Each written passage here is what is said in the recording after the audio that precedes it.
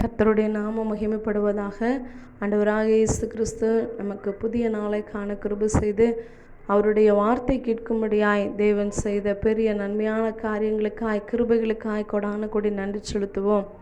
இந்த நாளிலும் கூட நம்மளோடு கூட பேசுகிற வார்த்தை 1 சாமுவேல் 18ஆம் அதிகாரம் 14ஆம் வசனம் இப்படி சொல்கிறது: தாவீது தன் செய்கைகளை எல்லாம் புத்திமானாய் நடந்தான், கர்த்தர் அவனோடு கூட இருந்தார் என்று சொல்லி ஆண்டவராகிய இயேசு கிறிஸ்து இந்த நாளில் பேசுகிறதை பார்க்கிறோம்.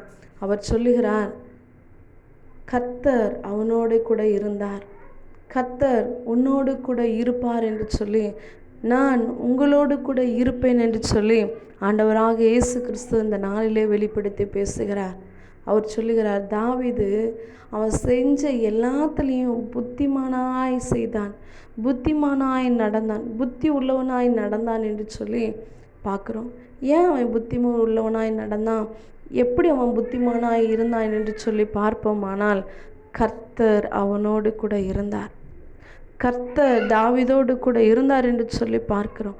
யாரு கூட கர்த்தர் இருக்கிறாங்களோ, யாரு கூட ஆண்டவர் இருக்கிறாரோ அவர்கள் புத்திமானாய் நடப்பார்கள். அவர்கள் செய்கிற காரியம் கர்த்தர் ஆசீர்வதிப்பார், வாய்க்க பண்ணுவார் என்று சொல்லி பார்க்கிறோம். தாவீதோடு கூட கர்த்தர் இருந்தார்.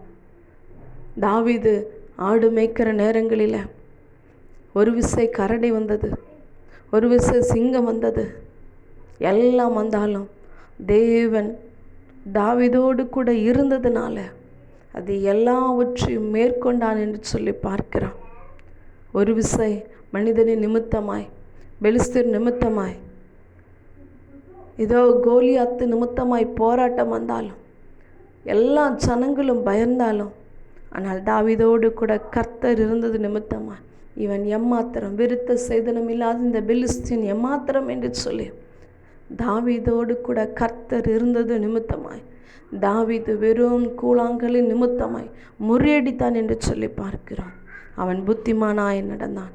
தாவீதோடு கூட கர்த்தர் இருந்தது நிமித்தமாய் தாவீது புத்திமானாய் நடந்தான் என்று சொல்லி பார்க்கிறோம். அவனோட வீட்டில் இருக்கிற எல்லாரும், அவனோட தகப்பன், அவனோட சகோதரன் எல்லாரும் மறந்துட்டாங்க. கர்த்தர் முகத்தை பார்க்கிறவர் அல்ல, அவர் இருதயத்தை பார்க்கிற தேவன். தாவீதினுடைய வீட்டில் உள்ளவங்க, அவன் சின்ன பையன், அவன் ஆடு மேய்க்கிறவன் என்று சொல்லி அவனை எல்லாரும் ஒதுக்குனாங்க, அவனை ஞாபகமே வச்சுக்கல. ஆனால் யாரை தேவன் முன்குறித்தாரோ, யாரை தேவன் அழைத்திருக்கிறாரோ, யாரை அபிஷேகம் பண்ண அவர் விருப்பம் உள்ளவராக இருக்கிறாரோ அவர்களுடைய இருதயத்தை தேவன் பார்க்கிறவராக இருக்கிறார். பிதாவாகிய தேவன் சாமுவேலை அழைத்து, இதோ தாவீதை நான் அபிஷேகம் பண்ணுவேன், ராஜாவாக ஏற்படுத்துவேன் என்று சொல்லி ஆள் அனுப்பின நேரத்தில், அவன் வீட்டில் உள்ளவர்கள் மறந்த நேரத்திலும் கூட ஏதோ அழைத்தவர் தாவீதை அழைத்து இதோ அபிஷேகம் செய்தார் என்று சொல்லி பார்க்கிறோம். அபிஷேகம் செய்கிறது மாத்திரமல்ல, தாவீதோடு கூட கர்த்தர் இருந்தார் என்று சொல்லி பார்க்கிறோம். இந்த காலவேளையிலும் கூட இதை கேட்டுக்கொண்டு இருக்கிற என் அன்பு சகோதரனே, சகோதரியே, ஒருவேளை உங்களுடைய வீட்டில் உள்ளவங்க, உங்கள் கூட இருக்கிறவங்க, உங்களுடைய நண்பர்கள் ஒருவேளை உங்களை மறந்திருந்திருக்கலாம். நன்மையான காரியங்கள் மாத்திரம் உங்களிடத்திலிருந்து பெற்றுக்கொண்டு சுயநலமாய் சில காரியங்களுக்கு உங்களை விட்டிருந்திருக்கலாம். ஒருவேளை ஒதுக்கப்பட்ட சூழ்நிலையில் நீங்கள் இருக்கலாம். இதை கேட்டுக்கொண்டு இருக்கலாம். கர்த்தர் சொல்லுகிறார், தாவீதோடு கூட இருந்தவர் உங்களோடனும் கூட இருப்பேன் என்று சொல்லுகிறார். நான் உங்களோடு கூட இருப்பேன். ஒருவேளை கரடியை போல, சிங்கத்தை போல, கோலியாத்தை போல ஒருவேளை எதிர்ப்புகள் வரலாம்.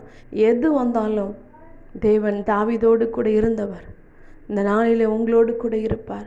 ஏன் அப்படின்னா, அவர் நேற்றும் இன்றும் என்றும் மாறாதவராக இருக்கிறார். அன்னைக்கு தாவீதோடு கூட இருந்து அவர் எல்லா காரியங்களையும், தாவீது செய்த எல்லா காரியங்களும் புத்திமானாய் செய்ய வைத்த தேவன் இந்த நாளிலே நீங்கள் கைட்டு செய்கின்ற காரியங்கள், என்னென்ன காரியங்களை செய்ய போகிறீங்களோ எல்லா காரியத்தையும் புத்திமானாய் எல்லா காரியங்களையும் செய்ய வைக்கிறது மாத்திரமல்ல, அவர் சொல்லுகிறார், நான் உங்களோடு கூட இருப்பேன், நான் உன்னோடு கூட இருப்பேன் என்று சொல்லி இந்த நாளில் வாக்குத்தத்தத்தை தேவன் கொடுக்கிறார். இந்த நாள் முழுவதுமாய் பிதா, குமாரன், பரிசுத்த ஆவியானுடைய நாம் உங்களோடு கூட இருக்க போகிறது. கர்த்தர் உங்களை ஆசீர்வதிப்பாராக. ஆமென்.